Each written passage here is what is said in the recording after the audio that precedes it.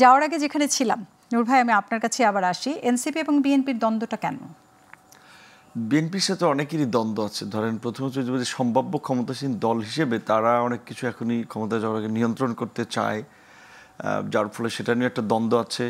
আবার ধরেন এখন এই সংস্কারের যে বিস্তর আলাপ আলোচনা, আপনি একটু আগে বলছিলেন যে আপনারা যখন বলেছিলেন যে ঐকমত্য কমিশনে যাওয়ার আগে যে আমরা দফাগুলো নিয়ে আপনারা সবকিছু করেন, তারপরে আপনারা একসাথে আমরা জিনিসগুলো যাই, কিন্তু বিএনপি নেয়নি, আপনি একটু আগে এটা বললেন।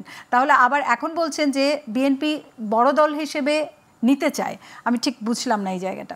না, আমি বলছি যে এনসিপির দ্বন্দ্ব এবং আপনি যেটা বলছেন, যেমন প্রথমত হচ্ছে যে বিএনপি সম্ভাব্য ক্ষমতাসীন দল হিসেবে তার নেতা, বড় দল তো, তার নেতাকর্মীরা তো তৃণমূল অনেক জায়গায় অনেক কিছু নিয়ন্ত্রণ করতে চাচ্ছে। সেটা অন্যদের সাথে একটা কনফ্লিক্ট হচ্ছে, যেটা স্বার্থের কারণে বলতে পারেন। আবার আরও একটা এখন বড়, আমি যেটা দেখেছি গত এই মাসখানেকের জাতীয় ঐক্যমত্য কমিশনের আলোচনায়, ধরেন আলোচনা দেখা যায় যে অনেক আলোচনা বিএনপির কারণে কনক্লুশনে যাওয়া যাচ্ছে না, যদিও বিএনপি অনেকখানি তারাও পজিটিভ হচ্ছে, আবার কিছু আলোচনা বিএনপির কারণে একমত হওয়া যাচ্ছে না। সুতরাং ওইখানে তো সবাই বিএনপিকে ট্রিগার করবে। যেমন ধরেন আমরা এই বাইক্যামেরাল পার্লামেন্ট বা দ্বিকক্ষ বিশিষ্ট সংসদের কথা বলছি, এটি কিন্তু বিএনপির চেয়ারপারসন জনাব আপনার ম্যাডাম খালেদা জিয়া, ওনারই কিন্তু আপনার 31 দফা এবং উনি যে জেলে যাওয়ার আগে আপনার একটা রূপরেখা দিয়েছিল রাষ্ট্র সংস্কারের, এবং সম্ভবত 16 সালে, অনেক আগে আপনারা বলছেন বাইক্যামেরাল পার্লামেন্টের কথা, তাহলে এটা বিএনপি 16 সালে বলছে, আমরা ধরেন এখন বলছি, তাহলে এটা বিএনপির মতামত থাকা উচিত। এখন আমাদের আলোচনা যেটা আমরা বলছি কি, যে উচ্চ কক্ষে 100 সিট হবে, এইটা অন্তত প্রত্যেক দলের যেন প্রতিনিধিত্ব থাকে, সেইটা প্রাপ্ত ভোটের সবার সাথে। কিন্তু একদম ডাইরেক্ট দ্বন্দ্বটা এনসিপির সাথে কেন? না, এনসিপির সাথে ওই রকমের তো, এনসিপির সাথে বিএনপির কোথাও মারামারি হয়েছে? আওয়ামী লীগ আমলে যাওয়া হয়তো আমরা স্টেটমেন্টগুলো দেখতে পাচ্ছি, প্রত্যেক দিনের স্টেটমেন্টগুলোতে আমরা দেখতে পাচ্ছি এনসিপি ডাইরেক্ট বলছে। আবার হতে পারে এনসিপি একটা নতুন দল আলোচনায় থাকার জন্য, মিডিয়ায় থাকার জন্য। কারণ ধরেন আজকে আমি পত্রপত্রিকা দেখেছি যে তারা নিবন্ধনের সমস্ত ডকুমেন্ট জমা দিয়েও প্রাথমিক পাশ করতে পারে নাই, ফেল করেছে, মানে প্রাথমিকভাবে উত্তীর্ণ হতে পারে নাই, আরও ডকুমেন্টের জন্য নির্বাচন কমিশন চিঠি দিয়েছে। তাহলে এখন সেই দল নিয়ে সবাই, আপনি বলছেন যে বিএনপির প্রধান অপোনেন্ট তারা, প্রকৃত অর্থে এখন যদি আপনি ভোটের পলিটিক্স বা অন্য দিক থেকে চিন্তা করেন, তারা না, এখন তারা কৌশলগত একটা নতুন দল আলোচনা থাকার জন্য কিছু বলতে পারে। তবে কিছু জায়গায় আমি বলছি যে শুধু এনসিপি না, আমরাও মিডিয়াতে বা বিভিন্নভাবেই বিএনপির ওই বিষয়টা নিয়ে আমরাও বলছি যে তাদের কিছু নেতাকর্মীর কর্মকাণ্ড নিয়ে এবং এই সংস্কার প্রশ্নে, যে আমি মনে করি এই যে সংস্কারের প্রশ্ন আলোচনাগুলো দীর্ঘায়িত হচ্ছে, এটা বিএনপি চাইলে কিন্তু এই আলোচনাটাকে সংক্ষিপ্ত করা যায়। যেমন আমরা বলছি যে ওই প্রপোর্শনেট রিপ্রেজেন্টেটিভ উচ্চ কক্ষে, এটাতে বিএনপি একমত না, আর মোটামুটি সব দল একমত। তাহলে বিএনপি যদি একমত হয় তাহলে কিন্তু এইটা নিয়ে আর আলোচনাই করা লাগে না। এই প্রপোর্শনেট সিস্টেম, আপার হাউস, এটা নিয়ে আমরা 3 দফায় আলোচনা করলাম। তারপরে সংসদে নারী প্রতিনিধিত্ব বাড়ানো নিয়ে আলোচনা, 100 সিট বাড়বে, সবাই একমত, 50টাকে 100 করবে।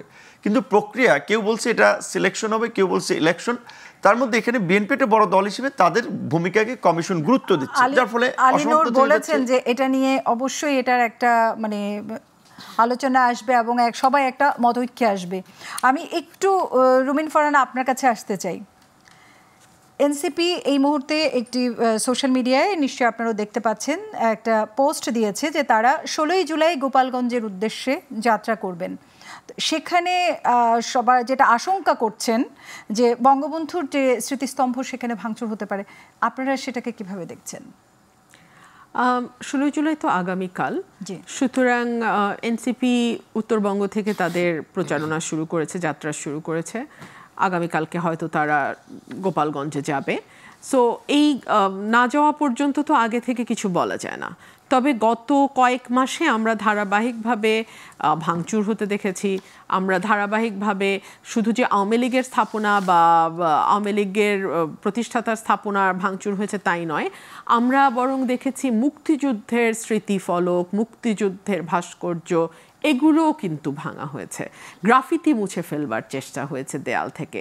মানে এক ধরনের, এটাকে আমি পলিটিক্সের চেয়েও বেশি আমি দক্ষিণ পন্থার উত্থান দেখছি। রাইটিস্টদের এক ধরনের উত্থান খুব পরিষ্কারভাবে নজরে আসছে। এবং দেখুন, এই সরকারটি তো কোনো নির্বাচনে যাবে না, এই সরকারটি তো বামপন্থী বা দক্ষিণপন্থী বা মধ্যপন্থী কোনোটিই হবার কথা না।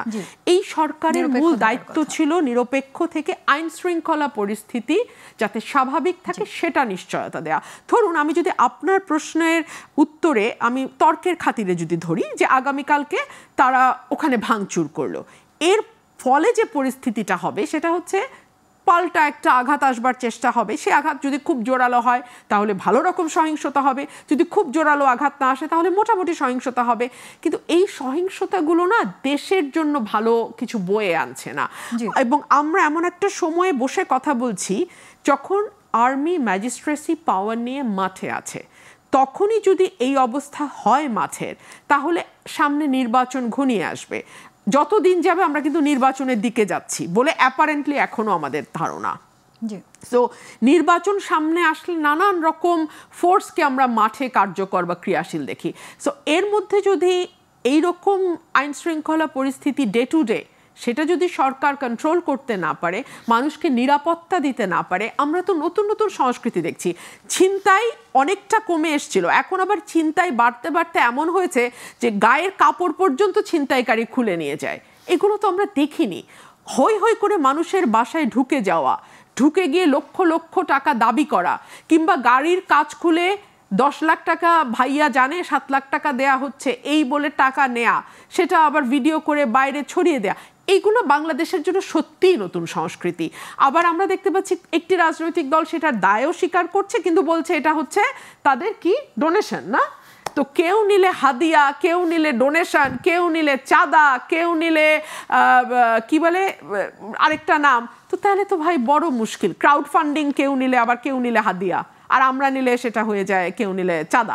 So this is very unfortunate. হ্যাঁ, let's call spade a spade. এবং আমরা আশা করি যে এই সরকারটি তো কোনো দলীয় সরকার না, যদিও এই সরকারের একজন উপদেষ্টা মুখ ফসকে বলে ফেলেছেন যে সরকার এবং সরকারি দল মবের সঙ্গে যুক্ত না। আমার একটু জানতে ইচ্ছা করে উনি সরকারি দল বলতে আসলে কাকে মিন করেছেন, কোন দলটিকে বুঝিয়েছেন। সো এইসব ধোঁয়াশা ভালো না। সরকারটিকে আমরা অনেক বেশি জবাবদিহিতামূলক এবং স্বচ্ছ আশা করেছিলাম, এই স্বচ্ছতা আমরা পাই নাই। আমি একটু আবারও ফিরে আসবো। আমি দুজনকে একই প্রশ্নই করতে চাই। জনগণের মধ্যে কিন্তু একটা রাজনৈতিক অনীহা এবং হতাশা তৈরি হচ্ছে, এই দায়টা আসলে কার? রাজনৈতিক দলগুলোর মধ্যে কি এই বিরোধ থামবে? এটা ঠিক, এটা আমাদের জন্য একটা ব্যাড লাক যে আমরা ভেবেছিলাম যে এই অভ্যুত্থানে যেভাবে সাধারণ মানুষের একটা স্বতঃস্ফূর্ত অংশগ্রহণ ছিল, এইটা রাজনৈতিক সচেতনতায় রূপ নেবে এবং দেশে একটা পজিটিভ পলিটিক্স, ভালো পলিটিক্স ডেভেলপ হবে। এবং আমরা এখানে যেটা বলছি যে ওই যে ধরেন কি বলেন আপনার আন্ডার রফিক, গালকাটা বাচ্চু, অমুক তমুক, এই সমস্ত লোকেরা যে এমপি হচ্ছে বিভিন্ন জায়গায়, ইয়াবা বদি, তো এই সমস্ত লোকের আধিপত্যটা রাজনীতি থেকে কমবে। তো এটা আশাবাদী হয়েছিলাম। কিন্তু গত এই 11 মাসের আপনি যদি বলেন পাবলিকের কথা বাদ দেন, আমি নিজেই খুব এই রাজনৈতিক সংস্কৃতি এবং এই কর্মকাণ্ড নিয়ে হতাশ। এই কারণে যে আমরা তো এর বিরুদ্ধেই একটা নতুন রাজনীতি দাঁড় করাতে চেয়েছিলাম। তাহলে এই নতুন যারা কথা বলছে বা রাজনীতি করতে চাচ্ছে তারাও পুরনো থিওরি এবং পুরনো স্টাইল নিয়ে কিন্তু সামনে আগাতে চাচ্ছে, তাহলে তো নতুন কিছু দাঁড়ালো না। তাহলে যে সাধারণ মানুষ সে কোন ভরসায় রাজনীতিতে যুক্ত হবে? সো এটা ঠিক যে 11 মাসে আমরা এইখানে একটা বড় রকমের ধাক্কা খেয়েছি এবং মানুষকে হতাশ করেছি, এবং এর জন্য দায়ী আমি প্রধানত দায়ী দেব সরকারকে, সেকেন্ডলি দায়ী দেবো পলিটিক্যাল পার্টিগুলোকে। পলিটিক্যাল পার্টিগুলোর মধ্যে তার মধ্যে এখন যদি বলেন আপনিও তো একটা পলিটিক্যাল পার্টি, আপনি কি করেছেন? আমার চেয়ে যেটা বলে গায়ে গোতো একটা হাতির মতো দল যারা, বিশেষ করে ধরেন বিএনপির মতো, জামাতের মতো, তাদের দায় বেশি। কারণ আমার চেয়ে তাদের একেবারেই ওই আপনার একেবারে প্রান্তিক লেভেল পর্যন্ত সংগঠন আছে। সুতরাং তারা যদি একটা পজিটিভ ভাইব সমাজে ছড়াতে পারতো, মানুষ কিন্তু রাজনীতিতে এনগেজ হতো। এখন প্রকৃত অর্থে গত 11 মাসে রাজনীতিটা যেই জায়গায় এসে দাঁড়িয়েছে ওই আগের পুরনো জায়গায়। আমি একই প্রশ্ন নিয়ে রুমিন ফারহানা আপনার কাছে আসবো, কিন্তু আপনার কাছে আমি জানতে চাইবো এই যে নির্বাচনকে সামনে রেখে এই বিরোধিতাকে আরো বাড়তে পারে বলে মনে হচ্ছে? নির্বাচনকে সামনে রেখে বিরোধিতা বাড়বে, এবং নির্বাচনকে সামনে রেখে যেটা আমরা শঙ্কিত, political party, largest political party এবং একজন নারী ভোকাল কর্মী হিসেবে, আপনি নিশ্চয়ই লক্ষ্য করেছেন বিবিসি একটা রিপোর্ট দিয়েছে, আমাদের এআই জেনারেটেড ভিডিও, ছড়িয়ে যাচ্ছে, অমুক মার্কায় ভোট দিন, বাস মার্কায় ভোট দিন, পাতা মার্কায়, মানে তারা দেখিয়েছে আর কি যে, এবং দেখা যাচ্ছে যে 1.5 থেকে 2 মিনিটের মধ্যে এরকম একটা ভিডিও ক্লিপ তৈরি করে ফেলা যায়। এবং আমাদের গ্রামের মানুষ যারা তথ্য প্রযুক্তির সঙ্গে কোনোভাবেই যুক্ত নন, তারা কিন্তু বুঝতেই পারবেন না যে ইলেকশন সামনে আসার সঙ্গে সঙ্গে তাদেরকে কতভাবে বিভ্রান্ত করা হচ্ছে। আমরা দেখতে পাচ্ছি বিএনপির বিরুদ্ধে একটা সিনক্রোনাইজড প্রোপাগান্ডা চালানো হচ্ছে, বিশেষ করে জামাত এবং এনসিপির তরফ থেকে। এই সিনক্রোনাইজড প্রোপাগান্ডা আরও যত ইলেকশন ঘনিয়ে আসবে আরও বেশি কদর্য, আরও বেশি সহিংস, আরও বেশি ভয়ানক হতে পারে। এটা খুব অবাক হবার কিছু থাকবে না। এবং আমাদের যেহেতু বেশিরভাগ ভোটার গ্রামে থাকেন, যারা অত কিছু ভালো মতো বোঝেনও না, ওনাদেরকে আসলে এই ব্যাপারগুলোতে সচেতন করা, এই ব্যাপারগুলোতে তাদেরকে মানে বোঝানো, সেটা আমাদের জন্য একটা বড় চ্যালেঞ্জ হয়ে দাঁড়াবে। রুমিন ফারহানা এবং নূর ভাই, আপনাদের দুজনকে অসংখ্য ধন্যবাদ। এবং অবশ্যই আমাদেরও আশা থাকবে যে জনগণ মানে এই ধরনের রাজনৈতিক কলহগুলো কমে যাবে এবং মানুষের আস্থা এবং মানুষের হতাশার জায়গাটা যেন আবার আশায় ফিরে আসে।